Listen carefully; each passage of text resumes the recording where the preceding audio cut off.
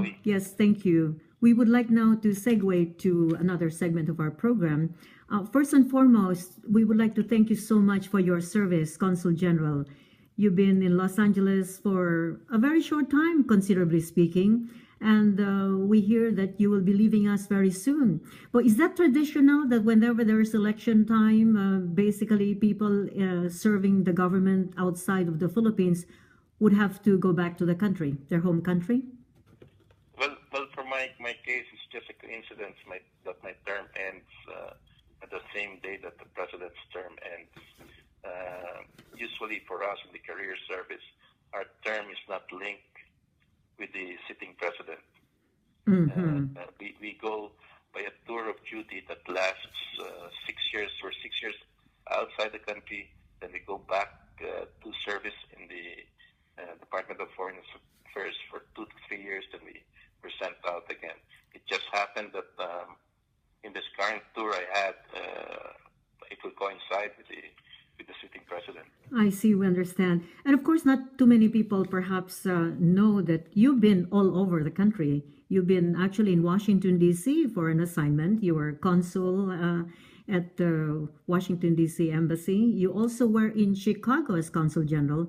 And of course, you were in London before, and you held various important positions in the Department of Foreign Affairs as a career diplomat. Now, you are an expert on diplomacy and legal affairs because you're also an economist and a graduate from the University of the Philippines. Congratulations. Thank you. Which you just reminded me how old I am now. Which, by the way, would like to congratulate the University of the Philippines for having, once again, the top-notcher and the third place winner in the recent bar examination. So, congratulations. Consul General, you've done... They want them to be better than us. Congratulations once again for all the things you've done, but may we know what you would consider are your most important accomplishments as Consul General of Los Angeles, California, Philippine Consulate General Office? Well, I think I would say that, first of all, I built upon the gains of my predecessors.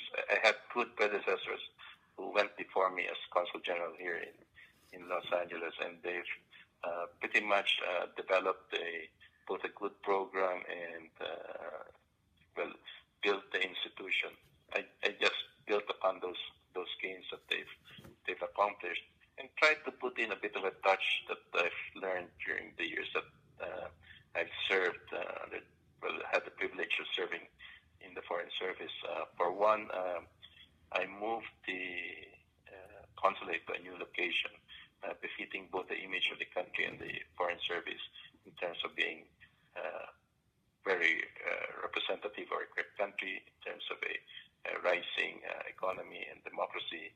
And number two, the brand of service that we want to show to our people, that it's committed to them in terms of trying to address their needs, and we're closer to them.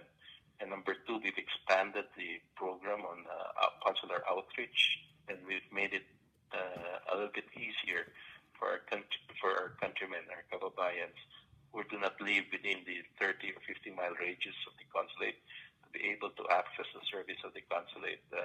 So we've had several outreach missions into Texas, so that people who are living in Texas do not need to travel to Los Angeles just to renew their passport.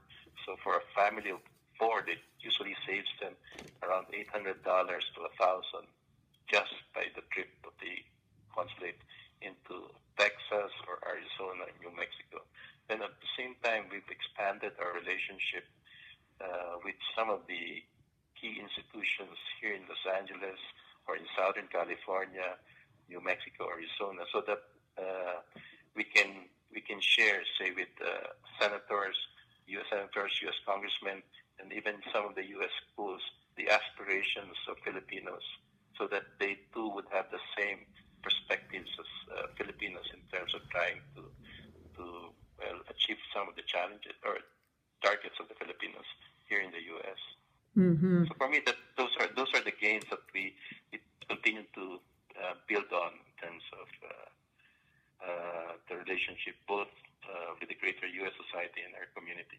And with your experience with the Philippine American Community Consul General, what would you say are the recurring or the ongoing concerns of the community in California and the other areas of your jurisdiction, like Arizona, New Mexico, Texas, in Southern California, and San Bernardino and South Nevada?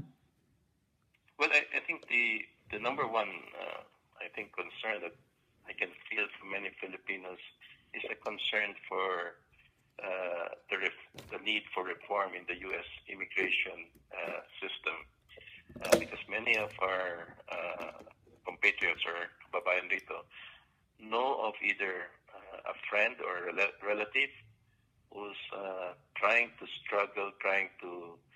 regularize his visa process inside the U.S.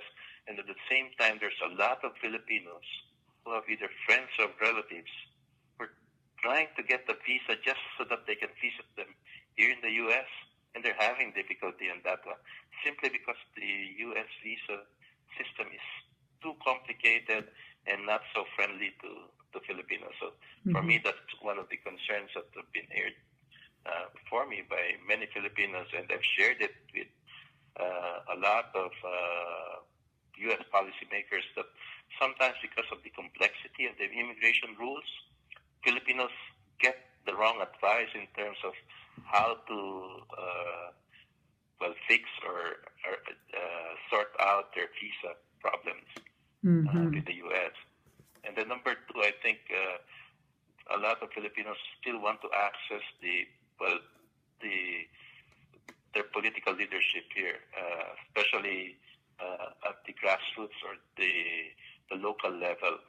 Sometimes many Filipinos would not be able to access, say, either the school board or the county officials, simply because they're not familiar with the system on who controls like school board, or they pay taxes, because many of our Filipinos are homeowners, and yet they don't know how they can pretty much access some of the programs of government at the county or at the city level, so that they can pretty much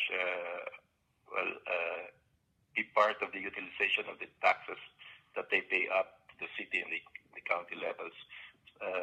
We have very few Filipinos who are either elected officials, so there's a need to pretty much drive the participation of Filipinos in the political system within the U.S. And in terms of investing in the Philippines, what would you say to those people who are here in the United States and would have the opportunity to go home to the Philippines and invest in other opportunities? Well, I think anybody who wants to invest in the Philippines would be pleasantly surprised that the return there would be, pretty much better than in the U.S. They have many alternatives. They can invest in say, housing, owning a condominium or a house and then having it rented. Many people have pretty much been rewarded with returns higher than their real estate investments in the U.S. Then there's also potentials for investment in certain business endeavors. Some have invested in business process outsourcing beyond the call centers, but more so in, say, backroom operations and some of the knowledge process outsourcing in the Philippines. And they continue to be encouraged by the results. And third, some have invested in their own provinces or hometown by investing in tourism infrastructure, building bed and breakfast facilities, and they've been rewarded as well for those investments. So there's tremendous opportunities for Filipinos, either those wanting to go back to the country and settle down there, or second, third generation who want to rediscover the homeland of their parents and their own heritage. There's opportunities for investment. It's truly a wonderful advice, Consul General, and I'm sure our community will appreciate that information.